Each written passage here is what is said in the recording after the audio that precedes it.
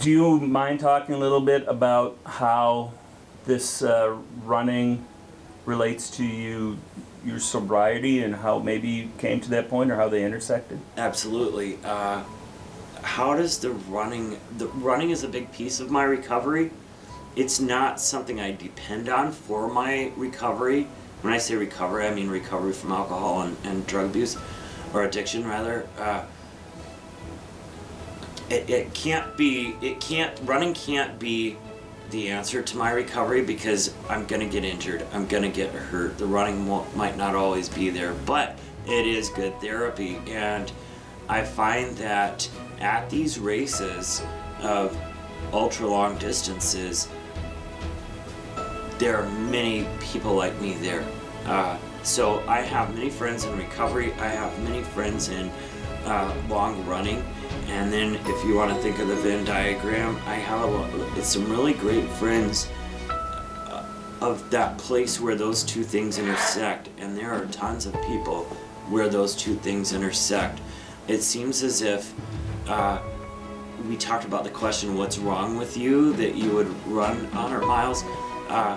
I find that there is a lot of people who deal with mental illness, with addiction, eating disorder, those kind of things, drawn to that long running game. Probably because it takes an obsessive type of mind. Probably because you really have to get to know yourself.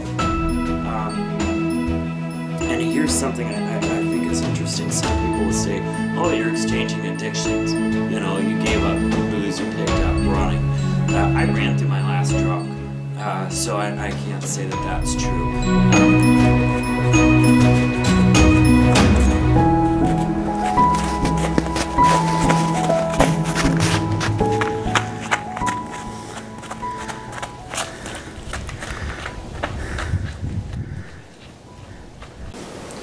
What's the draw of running 100 miles, a friend asks. Like, in a sentence, what's the draw?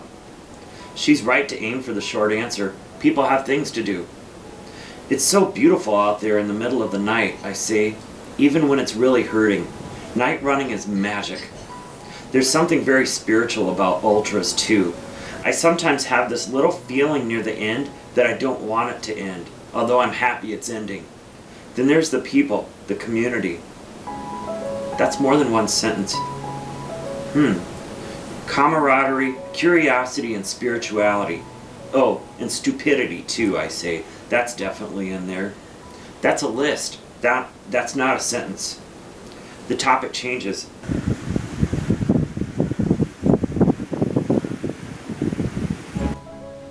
On June 26, 2006, I was a broken and isolated man who no longer wanted to live, who couldn't imagine life drunk or sober, who just couldn't imagine living anymore.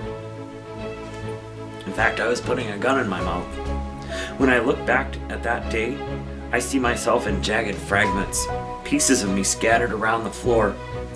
I knew my addiction was bigger than me, and I knew there had to be something in this universe bigger than it. I reached out to that higher power.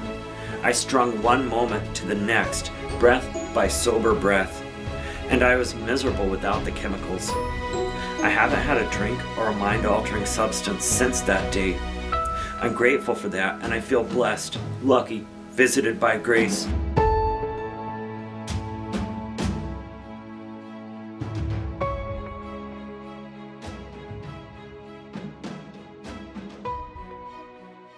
I'm putting gaiters on, and gaiters are just one more thing to keep stuff out of my shoes.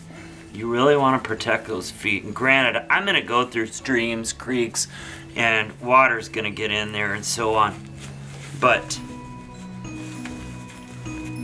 I need this to be as protected as I can.